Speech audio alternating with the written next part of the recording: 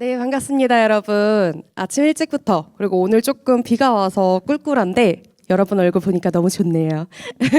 저는 라라라는 단체에서 나온 노하연이라고 합니다. 오늘 저랑 여러분들랑 함께 경계 감각에 대한 이야기를 할 거고요. 청소년 멘티들과 관계를 맺을 때 어떻게 하면 조금 더 편안하게, 그리고 나를 존중받으면서, 그리고 나 또한 멘티를 조금 존중하는 모습들을 어떻게 하면 보여줄 수 있을지에 대한 이야기를 해보도록 하겠습니다. 자, 혹시 나는 성교육을 평상시에 좀 받아봤다 하시는 분 계실까요? 없나요, 여러분? 여러분 성교육 안 받으셨나요? 그러면 나는 경계라는 이야기를 좀 알 것 같다. 퍼스널 바운더리라는 이야기를 들어본 적 있다 하신 분이 있으실까요? 없으시군요. 자, 오늘 우리가 이야기하게 될 경계라는 것은요, 함께 우리가 볼 것은 말 그대로 우리가 태어나는 순간부터 가지고 있는 감각에 대해서 다시 한 번 더 일깨워 보는 시간을 가질 거예요. 여러분들 지금 멘티들 몇 번이나 만나셨나요? 꽤 많이 만나셨나요? 10번? 진짜 많이 만나셨네요. 일주일에 한 번 만나시나요? 2번씩? 그래서 지금 한 달 반 정도 됐으니까 10번 정도 만나셨군요. 혹시 10번 만나면서 멘티랑 있을 때 조금이라도, 정말 조금이라도 불편한 적이 있으셨나요? 아마 사람마다 다르겠죠. 오늘 하게 될 이야기는 정답이 다 각자 다른 이야기를 할 거예요. 저희가 예를 들어서 생각을 해볼게요. 여러분 혹시 지하철 를 한 번쯤 타보신 적 있으실까요? 지하철이 아니더라도 버스라고 생각하셔도 됩니다. 만약에 다음 정류장에 사람들이 많이 타는 곳이에요. 그렇다면 여러분은 여기서 몇 번 좌석에 앉으시겠어요? 가장 왼쪽이 1번이고요. 가장 오른쪽이 6번입니다. 의견을 말씀해 주실 수 있는 분 계실까요? 5번이요? 6번 이유는요? 가장자리여서? 가장자리가 어떤 게 좋은가요, 여러분? 기댈 수 있어요. 맞아요. 기댈 수 있고요.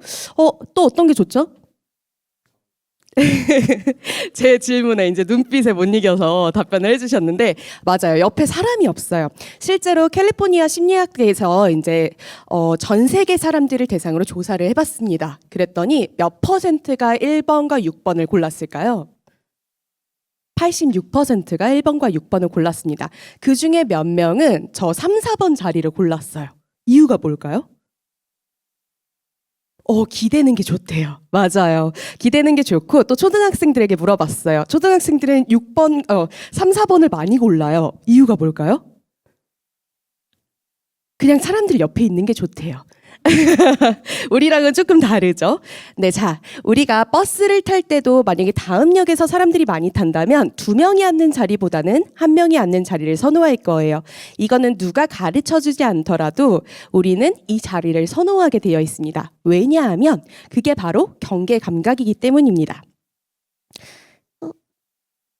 선생님, 혹시 전 페이지로 넘겨주실 수 있을까요? 네, 감사합니다. 그래서 여러분 한번 한 팔 정도 벌려보시겠어요? 양팔을 다 벌려서 이 안에 이 공간이 얼마나 큰지 한번 느껴보시길 바라겠습니다. 이 지금 공간이 여러분이 태어나는 순간부터 심리적인 바운더리를 가지고 있는 건데요. 혹시 나는 소개팅을 해봤다 하시는 분 계실까요? 낯선 자리 혹은 멘티와 처음 만났을 때 여러분 멘티와 바로 팔짱 끼고 어깨 동무 하나요? 그러진 않죠. 어느 정도 거리를 유지하셨나요? 어느 정도 유지하셨나요? 바로 옆자리에 앉으셔서 하셨나요? 바로 옆자리에 앉으시는 분도 있고요. 앞에 앉으시는 분들도 계실 거예요.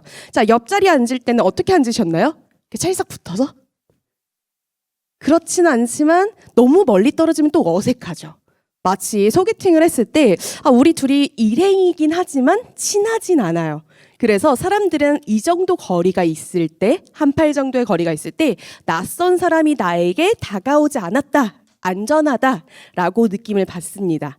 즉 여러분들이 친한 친구들이랑은 팔짱도 끼고 손도 잡고 그 사람들과 딱 달라붙어 다니는 이유가 그 사람이 내 마음에 들어온 나의 울타리를 넘었기 때문입니다. 내가 허락했기 때문에 가능하죠. 근데 소개팅이나 멘티처럼 아직 친하지 않고 처음 만난 사람에게는 우리가 반팔 정도로 내줘요. 왜일까요? 이만큼 가 있으면 좋은데 이만큼 멀리 보내 있으면 좀 어색한 거예요. 미안하고. 우리가 일행처럼 보이지가 않는 거죠. 그래서 반팔 정도 거리를 보통은 유지합니다. 아마 여러분들이 자리가 조금 더 넓다면 그 정도 거리를 계속해서 유지하고자 하는 마음이 내 마음에 들 거예요.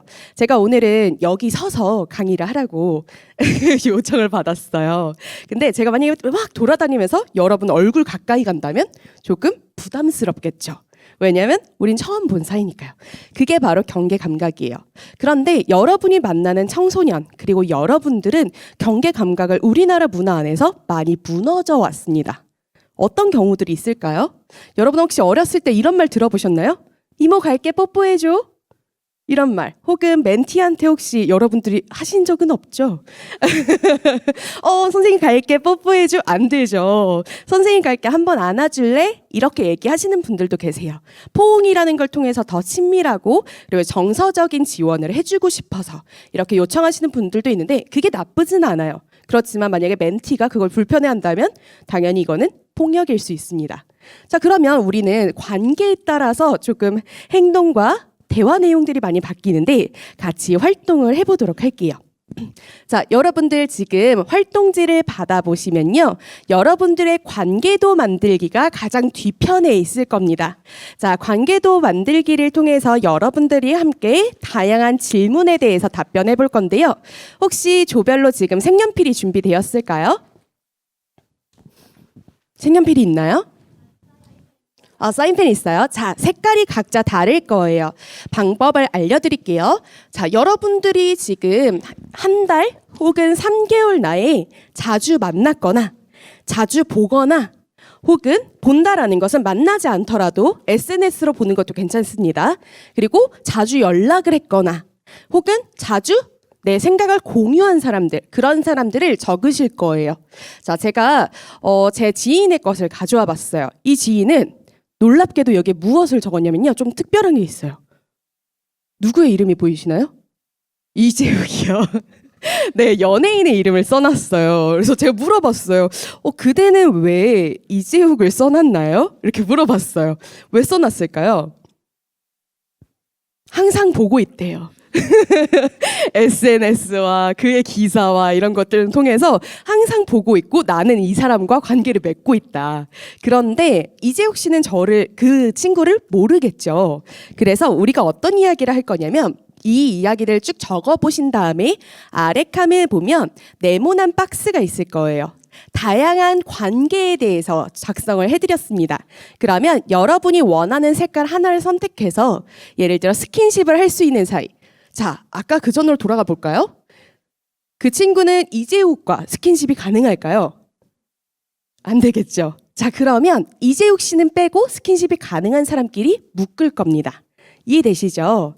자, 여러분들이 이제부터는 여러분들과 함께 자주 보는 사람들을 하고 내가 스킨십이 가능한 사람들을 파란색으로 선택했다 한다면 파란 색깔로 이렇게 묶어주실 거예요. 어렵지 않습니다. 그러면 저희 한 5분 정도 시간 드리도록 하겠습니다. 나의 관계망을 적어주시고 자주 보는 사람, 가족도 괜찮습니다. 친구도 괜찮고요. SNS 인친도 괜찮아요. 자, 누구든지 적어주시고 그 사람들과 할 수 있는 것들을 포함해 주시고요. 자, 이때 여러분들이 필수로 적어주셔야 되는 대상은 멘티가 있습니다. 멘티와 혹시라도 여러분들이 사회 멘토를 만나셨다면 멘토분도 함께 적어주시면 좋겠어요. 그래서 나와 가깝고 마음이 더 가까운 사람들일수록 내 주변에 그리시면 됩니다. 자, 여러분 관계 혹시 다 하셨을까요? 우리 좀 다 끝났다. 없으시죠? 자, 우리가 이거 작성하시면서 이제는 다 완성된 조는 조원들과 공유를 할 거예요. 밝히고 싶지 않으신 분은 이걸 엎어두시고 그냥 하시면서 느꼈던 감정만 얘기해 주시면 되고요. 만약에 내가 이거를 다 공유하기는 어렵고 그러면 멘티와의 관계에서 내가 만약에 멘티의 관계망을 그린다면 나는 어디쯤 들어가고 싶은지 이런 이야기를 해주셔도 됩니다. 내 거를 꼭 공개하실 필요는 없고요. 자, 그럼 조원들과 함께 나눠보도록 할게요. 계속 아직 진행을 못 하셨다면 진행해 주시고 모두가 완료됐을 때 나눔을 시작해 주시면 됩니다.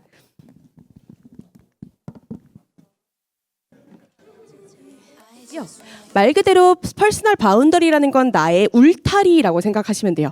여러분이 마음의 설정을 할 때, 이 사람은 들어와도 좀 괜찮은 거? 혹시 이런 적 있나요? 어떤 고민이 있는데 이 고민을 A 친구한테는 말했을 때 괜찮지만 B 친구한테는 말하기가 좀 고민스러운, 그런 조심스러운 그런 상황들이 생기죠. 그래서 경계라는 것은요, 많은 사람들이 물리적인, 신체적인 경계를 먼저 생각해요. 예를 들어 오늘 우리가 썸을 타요. 혹은 나랑 멘티예요. 지금 사례로 조금 저한테 궁금한 걸 물어봐 주셨는데, 자, 이성인 멘티와 멘토가 있어요. 그리고 멘티가 지금 고등학교 1학년 정도래요. 근데 지금 센터 선생님께서 여기 계시는 분들의 이야기는 아니고요, 고민거리를 얘기해 주신 거예요. 이제 대학생 멘토와 고등학생 멘티가 있는데, 고등학생 아이가 늘 우울한지 이렇게 엎드려 있대요. 엎드려 있는데 남자 멘토분이 이제 계속 가서 똑같이 같이 엎드려 주시고 이렇게 쓰다듬어 준대요. 근데 이게 센터 선생님이 보시기에는 불편하신가 봐요. 여러분은 어떠세요? 불편할 만해요? 격하게 공감을 하고 계시네요. 자, 혹은 나는 그 정도는 괜찮은데? 라고 생각하시는 분도 분명 계실 거예요. 자, 근데 우리가 멘토로서 아이들의 경계에 들어갈 때 지금 이 아이들은 경계가 형성되고 있는 시기라고 생각하시면 좋을 것 같아요. 그리고 우리가 멘토 멘티에서 가장 조심해야 되는 관계가 무엇이냐면 연애 감정이에요. 연애 감정. 고등학교 1학년과 대학생은 충분히 연애 감정을 느낄 수 있는 감정이죠. 그리고 이렇게 자상하게 우리가 정서 지원도 해주잖아요. 그리고 공부, 이제 학습 지원도 해준다는 거는 나의 선망의 대상이 될 수 있는 확률이 높습니다. 그럴 때 내가 신체적인 경계를 내가 괜찮다고 해서 혹은 멘티도 괜찮다고 해서 계속해서 그 울타리 안에 들어가는 것은 조금 고민해 볼 필요가 있어요. 왜냐하면 이 관계가 멘토 멘티가 아니라 다른 관계로 바뀔 수도 있는 감정이 생길 수 있으니까요. 자, 그래서 이 신체적인 경계라는 것은 마음의 경계랑도 연결이 됩니다. 누군가에게 이야기하는 거, 혹은 여러분 혹시 명절에 친척들 만나면 어떤 얘기 들으시나요? 듣기 싫은 말. 못 들었습니다. 결혼해야지? 벌써요? 결혼해야지. 지난번에 서울에서는 군대 언제 가니? 이 얘기 나오고 살 좀 빼야지? 이런 얘기들을 많이 듣는다고 하셨어요. 그리고 학점은 몇이니? 장학금 받았니? 이런 얘기들을 하시는데 이게 바로 선 넘는 말이죠. 우리가 오늘은 5개 정도로만 경계 관계를 표현했지만 사실 어떤 말이냐에 따라서 정말 관계도는 늘 바뀔 수 있습니다. 그리고 여기서 기억해야 되는 거는 경계는 상대방 혹은 나의 오늘 기분 혹은 장소, 상황에 따라서 늘 바뀔 수 있어요. 상상해 볼게요. 제가 멘티랑 어느 날은 보고 나서 선생님 하고 아이가 따라오는 거예요. 그때 폭 안겼어요. 그게 기분이 좋은 날이 있죠. 근데 자, 오늘은 날씨가 어떤가요? 습해요. 내가 열심히 걸어와가지고 그 대중교통 이용해서 걸어갔더니 멘티가 선생님 하면서 달려와서 나를 탁 안아요. 근데 그 어떤 순간은 제가 오늘 지금 기분이 그래요. 습해서 조금 땀이 나는 듯한 그런 느낌입니다. 그렇다면 이 상황에서는 제가 그 포옹이 조금 불쾌할 수 있어요. 아니면 잠깐만 오늘은 안 돼 라고 말할 수도 있겠죠. 어떤 이유로 분명 달라질 거예요. 그러면 우리는 아이들에게 이 멘티가 싫어서가 아니라 지금 이 기분, 지금 이 상황, 이 장소에서 그걸 원하지는 않아. 나는 너를 아끼지만 그거와는 상관없이 경계라는 건 늘 달라진다는 거를 우리가 건강한 관계의 표본으로서 보여주시는 게 중요합니다. 그리고 여러분의 친구라든지 선후배 관계 혹은 여러분을 가르쳐 주시는 멘토분들과의 관계에서도 마찬가지입니다. 그러면 이 이야기를 조금 더 이야기를 나눠볼 시간을 가질 건데요. 활동지가 또 있습니다. 활동지에 보시면 제가 다양한 질문을 적어드렸어요. 이 활동지는 아마 나눠드릴 것 같은데요. 있으실까요? 네, 활동지가 있을까요? 네, 감사합니다. 이 활동지는 어떻게 되어 있냐면요. 보시면 선생님 연애하세요? 남자친구 있어요? 고백은 해봤어요? 선생님 혹시 그 관계 해봤어요? 이런 질문들을 받았을 때 우리가 이 사람은 괜찮다, 아니다 라는 것을 조별로 한번 만들어 볼 거예요. 그래서 제가 앞장에는 질문과 행동 리스트를 드렸고요.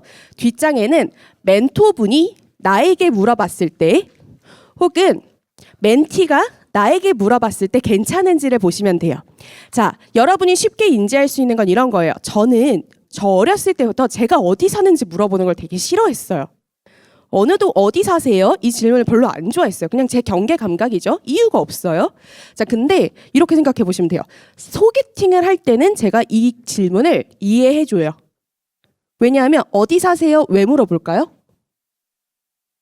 데려다 어머, 거기까지 가는 건가요? 데려다 주려고도 있고, 혹은 우리가 어디서 만날지 중간 지점을 찾으려고. 이런 이유가 많죠. 그러면 저는 어디 사세요? 질문하면, 저 한남동 살아요. 이 대답 안 하고, 저는 어디가 좀 편해요. 이렇게 대답을 합니다. 왜냐면 저의 경계니까.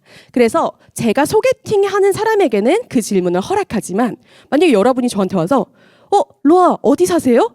그럼 우리 맥락 없잖아요. 관계의 맥락 없이 어디 사세요 질문하는 건 저는 그냥 웃고 넘겨요. 대답을 하지 않습니다. 제 기준에서는 그러면 이거는 빨간불인 거죠. 자, 내가 해도 되고 우리가 편안한 거를 합의할 거예요. 여러분들이 나의 기준이 다른 사람과 다를 수 있어요. 그러면 설득시키시면 됩니다. 이게 왜 고민인지, 이게 왜 아닌 건지, 이게 왜 동의할 수 있는지 이걸 설득시켜서 지금 토론을 해보도록 할게요. 네, 시작해 주세요. 자, 여러분 남은 이야기는 아마 사람마다 다 의견이 달라서 얘기를 합치하는데 조금 오래 걸리셨을 거예요. 네, 우리가 시간 관계상 넘어가 보도록 하겠습니다. 아이고, 혼자 막 넘어가네요.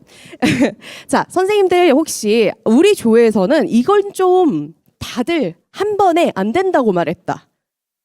그런 게 있었을까요? 성적 경험에 대한 질문. 자, 성적 경험에 대한 질문 왜 여러분 불편하신가요? 불편하네요. 그쵸, 맞아요. 근데 만약에 아이가 이런다면요? 선생님 저 애인이랑 애인이 하자고 하는데 고민이어서 선생님 해봤어요? 와, 이거 어떡하죠? 그럼 뭐라고 하시겠어요?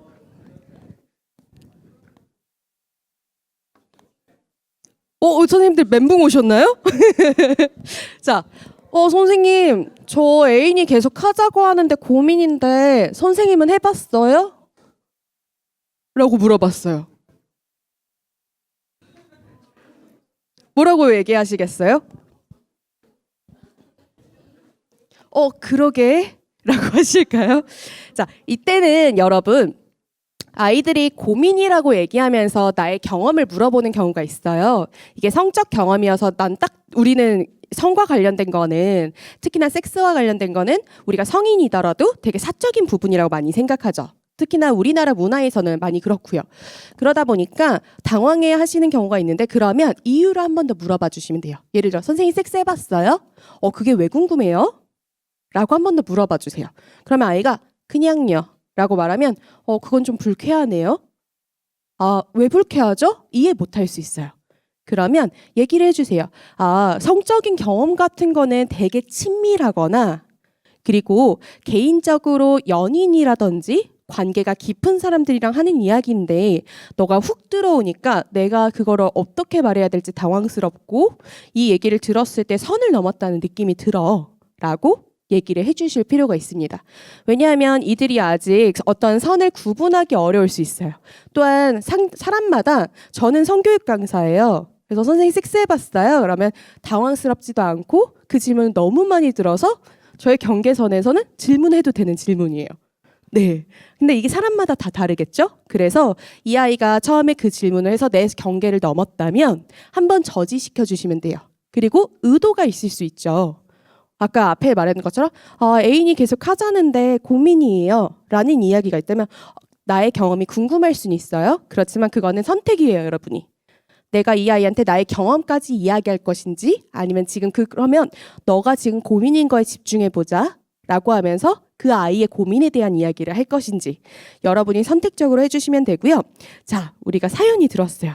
선생님, 섹시하다가 뭐예요? 라고 우리 중학교 1학년이 물어봤대요. 연예인들이 섹시한 것을 보고 이렇게 얘기했대요. 자, 어떤 친구는 섹시하다라는 의미를 이미 알고 있고 어떤 친구는 몰라서 물어봤대요. 여러분 뭐라고 대답하시겠어요? 자, 그러면 우리 학생들이 없다고 생각하고 우리 멘티들 없다고 생각하고 섹시한 게 뭐죠, 여러분? 몰라요? 섹시한 게 뭐죠, 여러분? 괜찮아요. 얘기 살짝만 해주세요. 그냥 사전적인 의미. 성적인 끌림이에요. 자, 중학교 1학년 혹은 초등학교 6학년 정도 됐으면 아이들이 이제 막 성적 끌림을 느끼기 시작한 발달 단계예요. 그래서 모를 수 있어요. 자, 그리고 사춘기를 이제 경험을 했다면 심리적인 변화가 일어나서 성적인 상상, 성적인 욕구 혹은 성적인 사고를 하게 되는 시기예요. 자, 이때는 섹시하다는 말을 의미적으로 설명을 해주셔도 되고요. 여러분들 만약에 멘티가 그 의미를 배우고 여러분한테 선생님 섹시해요 라고 말하면 어떠실 것 같나요? 칭찬인 것 같은데 좋은데 라고 생각하시는 분도 있을 거고요. 아니면 난 좀 그거는 아닌 것 같다 라는 느낌이 드시는 분도 있을 거예요. 사람마다 차이가 있지만 왜냐하면 섹시하다라는 것은 그 사람을 성적인 존재로 내가 평가하고 있는 것인데 내가 섹시하다는 말을 들어도 되는 관계가 딱 떠오르시는 관계가 있을까요? 내 성적 파트너한테 들으면 기분이 좋겠죠. 혹은 나의 썸 타는 사람, 그 사람이 나는 너가 너무 섹시해서 좋아 라고 말을 했을 때 얘가 좀 뭘 안 해 라는 느낌이 들 수도 있고 아니면 때로는 기분이 나쁠 수도 있어요. 왜냐하면 특히나 여성에 대한 성적 대상화가 사회에서 만연하다 보니까 여성을 이제 외모적으로 평가하거나 성적으로 평가하는 문화로 인해서 그게 불편하게 느낄 수 있고 그거는 여러분의 경계 감각이기 때문에 불편하셔도 돼요. 그러면 아이한테 섹시하다는 말이 왜 하고 싶었어? 물어봐 주세요. 그럼 선생님 오늘 옷 이쁜 게 몸매가 너무 예뻐 보여요. 아 그래? 그러면 그때는 섹시하다 말고 옷이 너무 잘 어울려요. 선생님 옷 고르는 능력이 너무 좋아요. 이렇게 말을 바꿔줬으면 좋겠어 라고 얘기를 해주시면 됩니다. 자, 섹시하다라는 것을 설명으로 한다면 성적인 끌림을 이야기하기도 하고요. 그 사람의 몸매가 혹은 외모가 나에게 두근거리는 마음을 갖게 한다. 초등학교 6학년이 이런 얘기를 했어요. 로아, 저를 로아라고 부르거든요. 로아, 저 음순이 두근두근해요.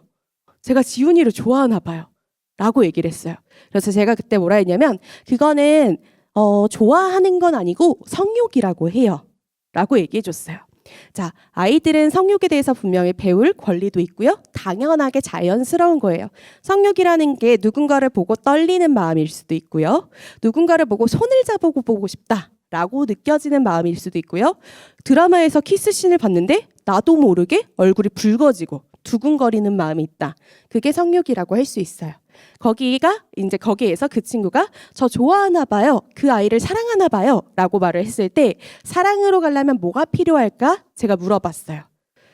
너가 마음이 떨리고 그 친구를 만져보고 싶고 손도 잡고 싶고 키스도 하고 싶은 마음은 성욕이야. 그런 성적인 끌림이 있어.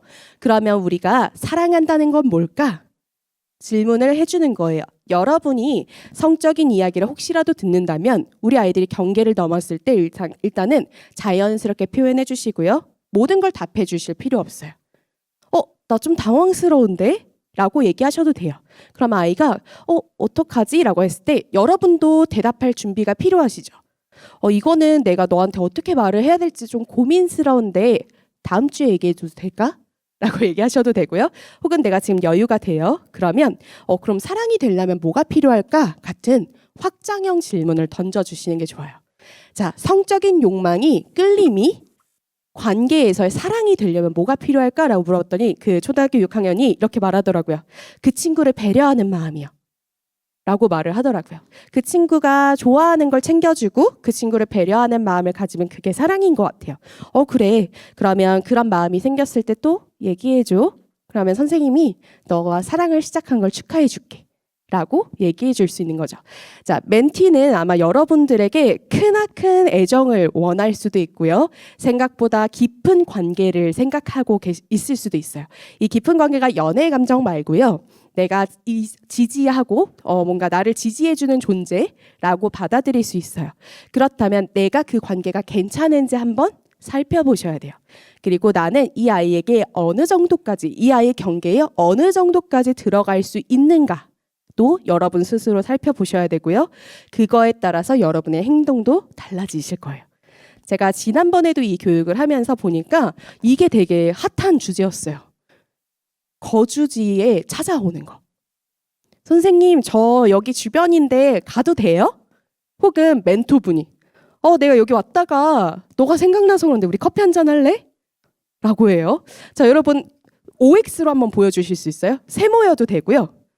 우리 조는 O로 했다. X로 했다. 하나, 둘, 셋 하면 들어주세요. 하나, 둘, 셋. 오, 거의 다 X네요. 아, O가 없군요. 서울 지역에서는 이게 O가 있는 친구들도 있었어요. 충분히, 여기 있나요? 아니에요. 되게 빨리 말리시는데. 이게 뭐 정답이 정해진 질문은 아니에요. 사람마다 다른데 아마 여기서 중요한 거는 여러분이 그게 왜 불편한지를 캐치하셔야 돼요. 왜 불편했나요? 왜 불편했죠? 갑자기 보자고 해서 불편한가요? 나는 MBTI J니까? 어떤 이유 때문에 불편하셨나요? 이유는 다양할 거예요.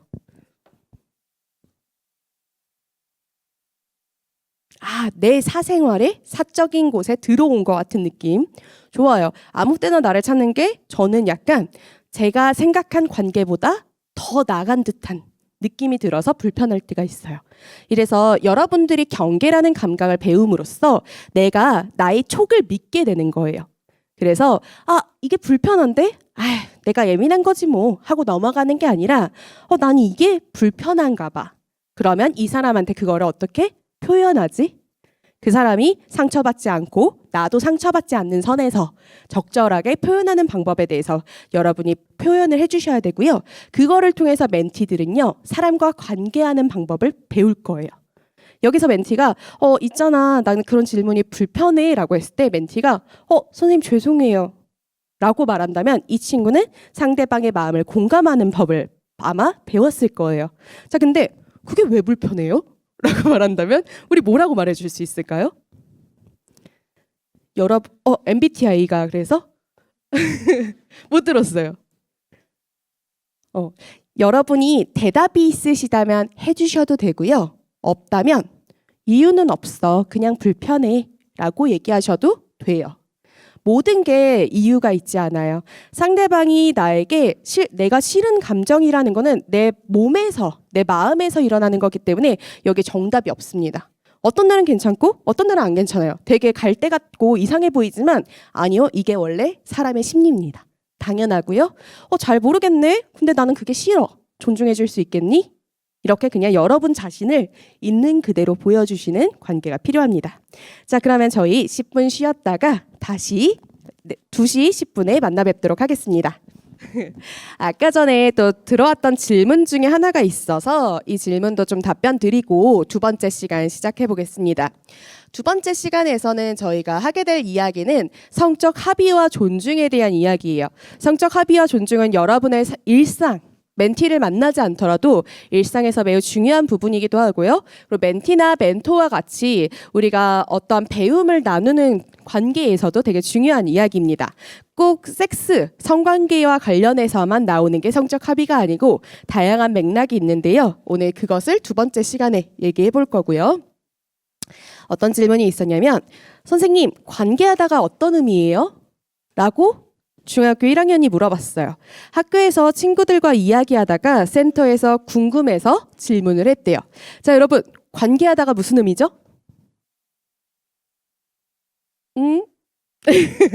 살짝만 입 모양으로라도 보여주세요, 여러분. 관계가 영어로 뭐죠? 맞아요. 섹스죠. 아마 아이들도 섹스를 얘기를 하고 싶었던 걸 거예요. 자, 그러면 중학교 1학년이면 편차가 매우 큽니다. 고등학생 정도 되면 이제 여학생, 남학생 혹은 나이와 학년과 상관없이 섹스에 대한 정보를 꽤 많이 갖고 있어요. 근데 아직 초등 6학년이라든지 초등학생이라든지 중학교 1, 2, 3학년 안에서는 편차가 꽤나 많이 커요. 자, 이때 우리가 그러면 이걸 어떻게 설명을 해도 될까? 이런 고민스러운 지점이 생기시죠? 설명을 해주셔도 됩니다. 대신에 우리는 조금 더 교육학적으로 접근을 할 거예요. 자, 관계하다라는 말은 아이가 선생님 섹스가 뭐예요? 라고 말을 할 때도 똑같이 얘기해 주시면 되는데요. 관계하다, 말 그대로 성적으로 몸을 공유하고는 관계를 갖다라는 얘기다 라고 얘기를 해주시면 돼요. 예를 들어 우리가 섹스라고 하면 많이들 성기 결합만 생각하지만 사실 우리가 성적인 행동에는 더 많은 게 있죠. 키스라든지 애무라든지 다양한 이야기가 있는데 이거를 아동 청소년에게 종류를 설명하실 필요는 없고요. 성적인 관계 맺기다. 이거는 할 수 있는 사람이 있고 못하는 사람이 있어를 꼭 얘기해 주셔야 돼요. 초등학생들 중에 자신과 친하다 그리고 내가 좋아하는 걸 표현하고 싶다 생각해서 남매끼리도 키스를 하고요. 선생님에게 키스를 시도하는 친구들도 있어요. 네, 이거를 경계를 잘 모른다거나 혹은 성적인 표현물을 통해서 접한 게 아니라 말 그대로 그냥 키스라는 드라마 상황이라든지 어떤 행위 자체만 배우고 이거 좋아하는 사람이랑 하는 거야 라고 생각하면 아직 사랑과 좋아함의 그냥 친구로서 좋아함과 그 성적인 매력을 함께 느끼는 사랑함의 차이를 모르는 아동 청소년들은 헷갈려 할 수 있습니다. 그럼 그때는 간단하게 얘기해 주시면 돼요. 키스처럼 우리가 그 사람을 만지는 것뿐만 아니라 내 마음을 전달하는 스킨십들이 있어. 그런 것들은 성적인 관계라고 얘기하는데 이때 할 수 있는 사람이 있는데 너의 연인이나 부부관계라든지 혹은 둘이 질문하고 합의했을 때 할 수 있는 사람들이 있어. 선생님이라든지 가족들이랑 하는 스킨십은 아니야. 너랑 내가 한다면 뭐 토닥토닥 혹은 어깨 쓰담쓰담 이 정도가 있을 것 같아. 라고 얘기해 주시면 되고요. 그러면 그 관계에 대한 맥락을 함께 설명해 주시면서 덧붙여서 설명해 주시면 좋은 게 바로 성적 합의와 존중입니다. 말 그대로 합의와 존중은 동의라는 것은 서로의 상대방과의 찬반을 의견을 구할 때예요. 동의를 구하다, 허락을 구하다라는 의미가 있죠. 근데 성적 합의는 조금 더 넓은 의미입니다. 왜냐하면 상대방과의 의사를 합치시켜야 돼요. 우리 1교시 때 해봤죠. 우리가 각자 생각이 다른데 그것을 조별의 하나의 의견으로 합치시키는 과정을 가져봤어요. 여기서는 나의 의견을 피력하는 과정도 필요하고요. 상대방의 의견을 경청하는 자세도 필요합니다. 그래서 합의와 동의에서는 꼭 중요한 게 있는 게 첫 번째가 나의 의견이에요. 여러분 음식 잘 고르시나요? 어제 불금이었는데 혹시 외식하신 분 계실까요? 다들 집밥만 먹나요? 외식을 안 하다니 당황스러워요. 자, 내가 무언가를 먹을 때 내가 흔히들 결정장애라는 표현을 많이 쓰죠. 네, 이제 이건 장애에 대한 혐오가 들어가서 저는 별로 좋아하는 표현은 아닌데, 우리가 어떤 걸 결정할 때 가장 기본 베이스는 나의 의견입니다. 나의 취향과 나의 생각이 일단 있어야 돼요. 성적인 합의도 마찬가지예요. 나의 의견이 있으려면 필요한 게 있습니다. 예를 들면 방금 사례의 아이처럼 섹스가 무엇인지, 성적인 관계가 무엇인지를 정확한 정보를 습득해야 내 의견이라는 게 생기죠. 혹시 여러분 포케 좋아하시나요? 난 포케가 무엇인지 안다. 하와이안 포케. 지금 몇 명을 선생님들 손 들어주셔야 알아요? 고개만 끄덕이면 전 몰라요. 자, 하와이안 포케 혹시 아시는 분 계실까요? 네, 지금 몇 명 계시고요. 나머지 분들은 거의 모르시네요. 요즘 핫한 음식이죠.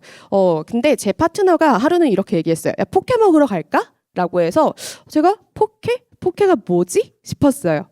자, 저에게 포케가 무엇인지 잘 정리된 정보가 없으면 저는 그걸 선택하기가 어렵죠. 또한 내가 정보가 충분히 있더라도 사람들이 말하는 그 포케의 맛과 내가 느끼는 감각은 또 다를 수 있어요. 그래서 충분한 정보와 그리고 연습과 시도 그리고 상상해보는 과정들이 필요하죠. 이 과정을 우리는 멘티들에게 충분한 제공을 할 겁니다. 그리고 우리가 사회 멘토를 만난다면 사회 멘토분들은 우리에게 그런 것들을 충분히 제공을 해주셔야 돼요. 어떤 선택을 하기 전에 우리가 그들에게 충분한 정보를 제공함으로써 너가 선택을 하고 어떠한 걸 동의하고 합의하는 과정에서는 너의 의견과 나의 의견 그리고 서로의 의견을 합쳐가는 과정에서 존중하는 자세가 필요하다라는 걸 알려줄 필요가 있습니다. 자, 합의가 조금 어려워요. 그래서 여기에서는 조금 설명이 긴데 집중해서 들어주세요. 자, 우리가 내가 어떤 걸 동의한다고 합의한다고 얘기했을 때 제일 중요한 거 첫 번째는 현재적이어야 돼요. 여러분 예를 들어서 아까 사례 말했듯이 아이가 저한테 달려와서 안기는 걸 좋아해요. 어떤 날은 그게 기분 좋을 수 있어요. 선생님 지금 안아도 돼요? 라고 물어봐요. 안아도 돼. 그래서 안아줘요. 자, 근데 다음 주에 갔더니 나를 그냥 벌컥 안아버려요. 자, 뭐가 없죠? 그때의 동의는 있었지만 지금의 동의가 없죠. 물론 사람들이 그럼 동의를 매번 구해야 되나요? 싶은데요. 네, 매번 구해야 됩니다. 이유는 내가 그 사람에 대한 의견과 감정을 알아차리기 어렵기 때문이에요. 여러분들이 만약에 누군가의 눈빛을 봤는데 제가 돈가스를 먹고 싶구나 라고 알아차릴 수 있는 능력이 있으시면 그냥 동의를 안 구하고 하셔도 됩니다. 저는 제 사업 파트너가 제가 이렇게 머리로 이렇게 눈을 굴리면서 이렇게 생각을 하고 있잖아요. 그러면 저한테 이렇게 물어봐요. 로아야, 초밥 먹고 싶지? 그러면 방금 제가 초밥을 생각했어요. 그래서 저는 가끔 생각하는 게 제가 내 뇌를 염탐하나? 이런 생각이 들 때가 있어요. 그 정도로 저랑 10몇 년 동안 같이 일을 한 친구예요. 자, 그 사람에게는 저희는 동의를 구하는 과정이 많이 생략이 되어 있어요. 왜냐하면 내가 저 사람 잘 알고 있다고 생각하기 때문이죠. 근데 늘 정답일 수는 없을 거예요. 그래서 우리가 현재의 동의가 중요하고요. 현재의 동의를 지키기 위해서 뒤에 있는 수평적 동의가 중요합니다. 이 부분 조금 더 이따 설명드릴게요. 자, 그리고 동의라는 것은 ing예요. 현재 진행형, 지금 이 시점에서의 동의가 중요해요. 현재 시점과 ing는 뭐가 다르죠? 갑자기 수업 시간이 됐죠? 약간의 앞뒤의 과거와 미래를 포함하고 있느냐 안 하고 있느냐의 차이일 거예요. 그렇다면 지금 이 순간의 동의라는 거는요.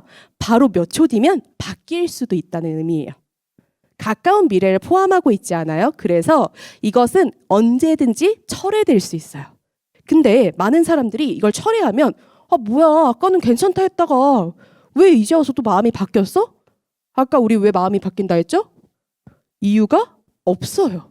뭐 불안함일 수도 있고요. 아니면 갑자기 느껴지는 뭐 불편함일 수도 있고요. 예를 들어서 제가 오늘 내가 애인이랑 키스를 하기로 했어요. 우린 키스를 좋아하는 사이예요. 근데 아이쿠 내가 방금 전에 포케를 먹으면서 양파를 많이 먹었네요. 자, 그러면 제가 키스를 하고 싶을까요? 안 좋겠죠. 맞아요. 이거는 언제든지 바뀔 수 있어요. 그래서 그 순간에 내가 이제 안 할래. 나 잠깐 좀 그래. 라고 거절할 수 있고 멘티와 나의 관계에서도 마찬가지입니다. 아이들과 학습 지원을 할 때 해야 하는 범위가 분명 있을 거예요. 자, 이것에 대해서는 우리가 합의를 한다면 해야 하는 것들에 대해서는 매번 합의를 구할 수 없죠. 오늘 이거 해도 될까요? 이렇게 물어볼 수 없어요. 그럼 이건 사전에 고지를 하고 이렇게 진행할 건데 괜찮아요? 너무 양이 많은가요? 이런 식으로 협의를 할 수 있어요. 그렇지만 성적인 스킨십 혹은 아까 전에 말했던 선생님 어디 사세요? 여자친구 있어요? 와 같은 질문들은 누군가에겐 매우 사적인 질문일 수 있어요. 그럼 그런 걸 얘기할 때는 성적인 합의가 필요합니다. 선생님 저 궁금한 거 있는데 저 연애사가 궁금해요. 물어봐도 될까요? 했을 때 여러분이 괜찮으면 물어봐도 되죠. 근데 앞에 말이 생략됐어요. 선생님 여자친구 있어요? 라고 하면 현재적으로 제가 지금 이 얘기가 듣기 싫어요? 그러면 혹은 말하고 싶지 않아요? 지금은 말하고 싶지 않은데? 라고 넘기시면 됩니다. 자, 적극적이라는 것도 중요해요. 아까 전에 말한 것처럼 충분히 상황을 인지하였는가 그리고 충분한 정보를 가지고 있느냐가 중요해요. 예를 들어서 아까 전에 우리 관계에 대한 질문을 했죠. 혹은 어떤 아이가 나한테 섹시하다고 말을 해요. 그럼 고민해봐야 돼요. 이 아이가 섹시하다는 말을 정확히 알고 사용하는 걸까? 혹은 선생님, 저 선생님이랑 키스하고 싶어요 라고 말을 했어요. 자, 그러면 우리가 불편함을 말할 수 있어요. 근데 우리는 멘토와 멘티잖아요. 그렇다면 한 번 더 물어봐야 돼요. 뭐라고 물어보면 좋을까요? 키스가 어떤 사람이랑 하는 건지 알아? 나랑 왜 하고 싶어? 라고 한번 물어봐 주시고요. 자, 이 여기서 또 다른 적극적이라는 의미는 옛날에는 no means no라는 말을 많이 했어요. 싫다는 건 싫은 거야. 내숭이 아니야. 라고 했지만 사실 이거는 중요하지 않아요. 오로지 그 사람이 너무 좋아. 라고 분명하게 말을 해야지만 그거는 yes라는 거죠. 자, 근데 이 현재적으로 동의를 받고 적극적으로 그 사람들이 네, 너무 좋아요. 라고 말을 했어요. 그런데 그게 동의가 아닐 때가 있습니다. 예를 들어서 제가 저희 직원들에게 고고고 막 넘어가요, 혼자? 선생님 아까 거기로 돌려주실 수 있을까요? 네. 자, 만약에 제가 제 직원들 동료들에게 오늘 점심 돈가스 어때요? 라고 물어볼게요. 돈가스 어때요? 했더니 저희 직원들이 네, 너무 좋아요. 라고 말을 했어요. 근데 속마음이 진짜 좋을 수도 있고 아닐 수도 있죠. 저 선생님은 왜 맨날 돈가스만 먹을까? 라고 하면서 싫어할 수도 있어. 그렇지만 저 사람은 대표고 나는 월급을 받는 입장이니까 조용히 있어야겠다 라고 하면서 웃을 수 있죠. 자, 그러면 내가 그 사람과 수평적이지 않다면 앞에서 지금 제가 현재적으로 물어봤어요. 돈가스 먹을래요?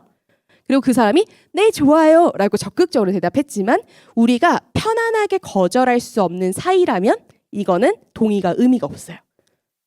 그래서 우리가 흔히들 꼰대 이런 얘기를 할 때 그냥 꼰대는 지갑만 여는 게 좋다 이런 식으로 얘기를 하는 이유가 나의 취향을 얘기하는 게 때로는 강요가 되는 관계가 있어요. 예를 들어 멘티 중에서 상대를 엄청나게 잘 배려해주고 자기 의견을 잘 말하지 못하는 사람들의 특성이 있어요.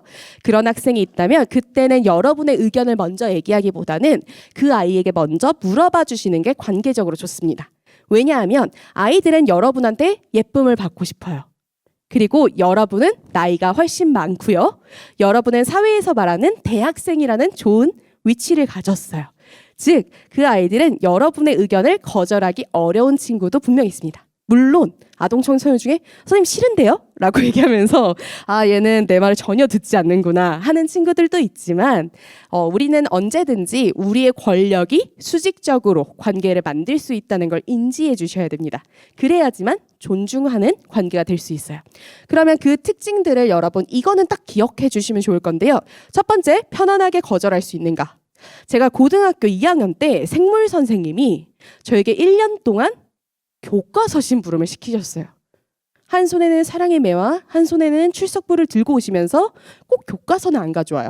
그래서 교실에 와서 하연아 가서 교과서 가져와 라고 해가지고 제가 늘 교과서를 가지러 지하 1층에 있는 교무실로 갔어요. 저희 2학년 교실은 4층이었습니다. 엘리베이터도 없어요. 자, 근데 제가 그때 한 번이라도 거절을 했을까요? 안 한 게 아니라 못했죠.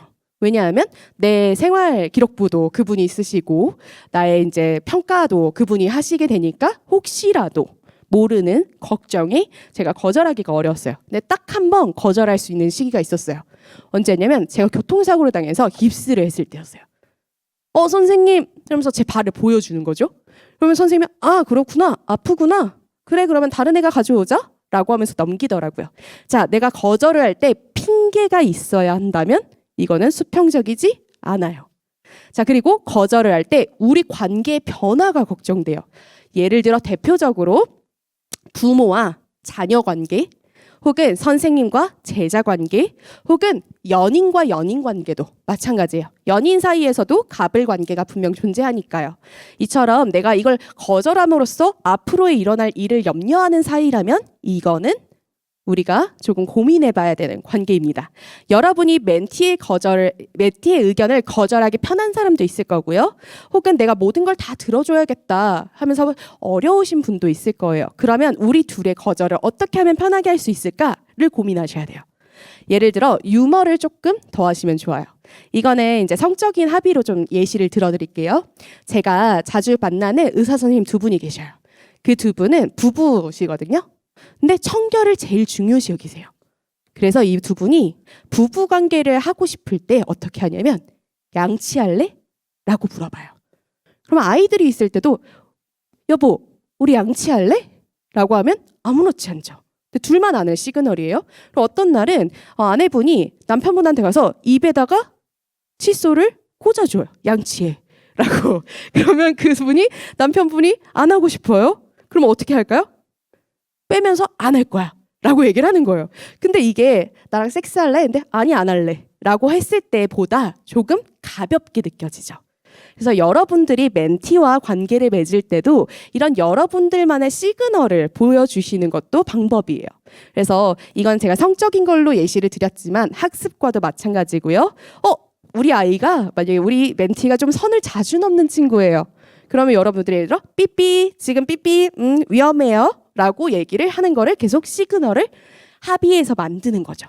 그럼 그 친구가 그 순간에는 삐 소리가 나면 멈춘다를 배우고 이게 왜 선생님이 불편할까? 스스로 고민하는 시간을 갖게끔 만들어주시는 거죠. 그리고 우리 또한 아이들이 혹시 불편할 때 우리한테 선생님 좀 이렇게 말을 하는 게 아니라 그냥 삐라고 하면서 약속을 해도 방법이 있습니다. 이거는 관계에 따라서 다양한 시그널들을 만들 수 있어요. 여러분이 멘티와 함께 협의를 해보시길 바랄게요. 자, 그리고 동일한 요구와 질문이 서로 가능한지 보셔야 돼요. 예를 들어서 얘들아 여기까지 숙제해와 라는 말 멘티가 할까요? 멘토가 할까요? 멘토가 하죠. 여러분은 아마 사회 멘토분과 관계를 맺는다면 그분들이 여러분한테 여기 언제까지 이거 해와요? 라고 말을 할 수 있어요. 근데 여러분과 멘티의 관계라면 아마 멘티가 그걸 듣는 입장이 될 겁니다. 반대로 멘티가 선생님 다음 주까지 이거 해오세요? 라고 할 일이 없죠. 그럴 일이 적어요. 그런 적이 있을 수도 있지만 상대적으로 많이 적습니다. 그게 바로 동일한 요구와 질문이 어려운 사이예요. 권력이 있죠. 아까 전에 제 교과서 심부름으로 돌아가 볼게요. 1년 동안 로아가 교과서를 심부름해줬어요. 그래서 12월에 실험을 하러 갔더니 제가 뭘 놓고 왔어요? 제 교과서를 놓고 왔어요. 그래서 선생님한테 말하는 거죠. 선생님, 제가 1년 동안 해드렸으니까 제 교과서 좀 가져오실래요? 라고 말을 해요. 선생님이 뭐라 하실까요? 제가 미쳤나 보다 라고 생각하실 거예요. 왜냐하면 우리 관계는 그걸 불탁할 수 있는 사이가 아니니까요. 그래서 여러분들이 연애를 할 때도 마찬가지고요. 멘토와 멘티처럼 수직 관계가 명확한 관계에서는 특히나 더 이걸 신경을 많이 쓰셔야 됩니다. 제가 지금 사례로 충분히 말씀드렸는데 혹시 조금 이해가 안 되는 부분이 있으실까요? 네. 왜 안 넘어갈까요? 선생님 혹시 한 번만 더 넘겨주실 수 있을까요? 한 번만 더요. 네, 방금 전에 제가 여러분을 통해서 말씀드렸고 그래서 우리 아이들이 멘티들이 선을 넘는 질문들은 대부분 그거에 대한 사전 지식이 없어서 경계를 넘는 경우가 있습니다. 그렇다면 우리는 아마 아이들보다 더 많은 문화를 향유했을 거예요. 예를 들어 고등학생과 대학생의 삶의 차이는 뭐가 있을까요? 우리 정답 없어요. 그냥 자유롭게 말해주세요.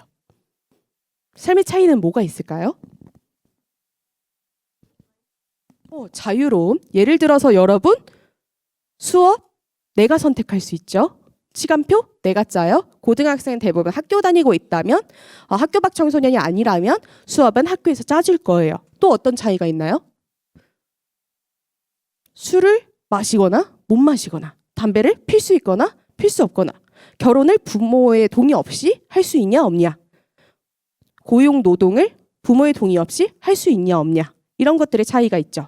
자, 무슨 말이냐? 여러분이 경험할 수 있는 문화와 그들이 경험하는 문화가 완전히 달라요. 그러면 내가 당연히 경험치가 훨씬 더 많습니다.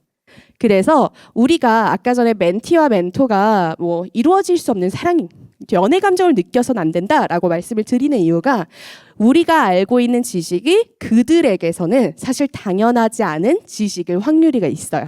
그래서 내가 이 아이에게 성적인 요구를 하게 되었을 때 이 아이에게 충분한 정보가 없을 확률이 높고요. 그리고 이 아이는 이것을 경험해보지 않았을 확률이 높고요.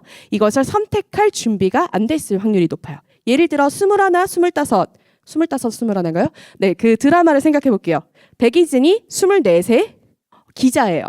그리고 19살, 20살 19살에 4살 차이인 희도라는 여학생이 있었어요. 자, 선생님과 제자 사이로 만날 법한 교생 실습으로 갔다면 만날 법한 그런 나이죠. 자, 이 드라마에서는 그 둘이 되게 섹슈얼한 관계처럼 보여지지만 저는 이 드라마가 매우 불편했어요. 왜냐하면 미성년자를 되게 그것을 섹슈얼한 존재로 계속 표현하고 있기 때문이죠. 네, 미성년자도 성적인 존재입니다. 그렇지만 성인과의 관계에서는 그렇게 되면 안 되겠죠. 그래서 우리가 멘티와 할 수 있는 이야기와 멘티와 할 수 없는 이야기, 우리가 오늘 나눠본 것처럼 멘티에게도 물어봐 주시면 좋아요. 그 아이들은 어떤 경계를 갖고 있는지. 너는 예를 들어서 이렇게 만들어 주시면 돼요. 빙고를 하나 해보세요. 빙고판처럼 한 다음에 거기에 다양한 스킨십들을 쓰는 거예요.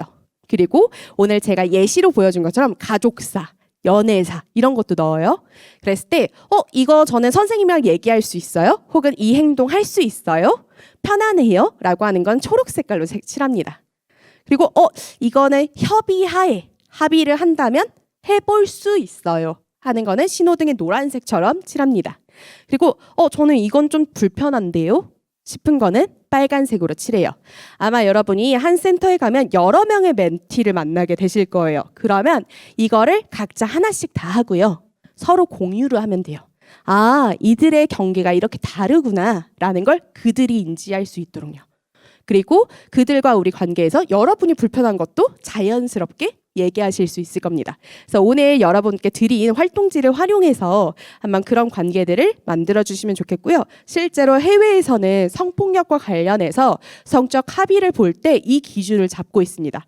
연령과 발달 수준, 경험에 근거해서 어떤 의미인지 이해를 하고 있는지, 사회적인 표준적인 반응을 이해하고 있는지, 동등하게 존중되는 전제가 있는지, 자발적인 결정인지, 혹은 지적 능력에 대한 거, 이런 여러 가지를 고려해서 수평적인 합의가 되었는가를 얘기합니다. 자, 그러면 우리는 이제 조별로 활동을 할 건데요. 오늘 우리가 경계에 대한 이야기를 했고 사람마다 경계가 다르다는 얘기를 했습니다. 그렇지만 내가 멘토와 멘티라는 관계를 떠올렸을 때 이것만큼은 좀 지키면 좋겠다 하는 거를 지금 조별끼리 의논할 거예요. 그리고 전지를 제가 준비를 요청드렸는데 혹시 준비되었을까요? 네, 전지를 드릴 겁니다. 이 전지에다가 평등 지침을 적어주시면 되고요. 멘티를 존중하기 위해 나는 어떤 행동을 할 것인가, 어떤 태도를 가질 것인가, 서로의 경계를 존중하기 위해 어떤 규칙이 필요할까요? 멘토뿐 아니라 멘티도 함께 지키는 선을 정해주세요. 멘티가 나의 경계를 넘었을 때 어떻게 대처할 것인지 의논해 주세요. 최소 3가지는 정답이 들어갈 수 있게 해주시고요. 저는 학생들에게 교육을 할 때 친구라는 표현을 안 씁니다. 제가 여러분한테 우리 친구들 의견 어떤가요? 라고 묻지 않죠. 왜냐하면 제가 양육자나 교사 강의를 할 때 제가 그들에게 친구라고 말할 수 없다라는 것은 흔히들 친하다는 생각으로 친구라고 표현하지만 즉 내가 그 사람을 나보다 아랫사람으로 보고 있다는 의미가 들어가 있어서 저는 초등학생이든 유치원생이든 그대라고 불러요. 여러분의 제가 이름을 다 외울 수 없잖아요. 그럼 우리 그대가 대답해 볼까요? 이런 실천을 하고 있습니다.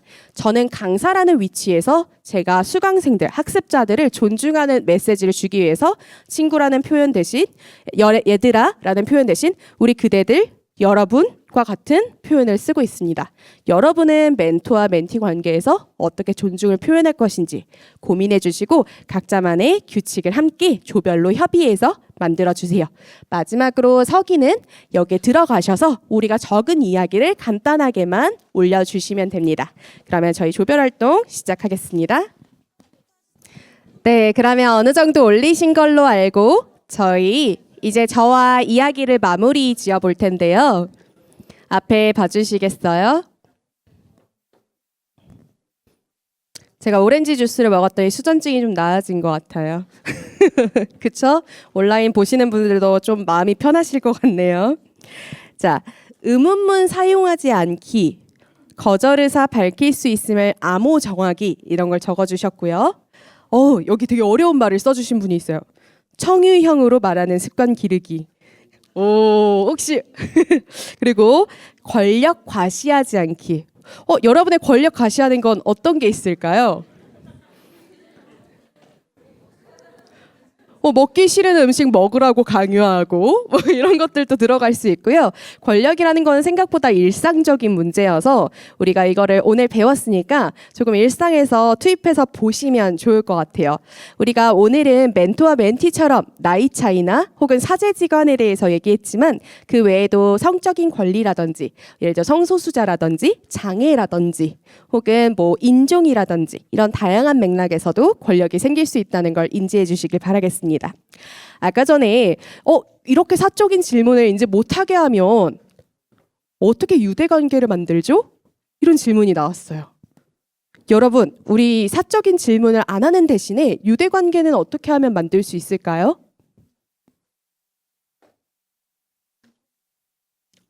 너무 좋아요. 맞아요. 공통된 관심사요.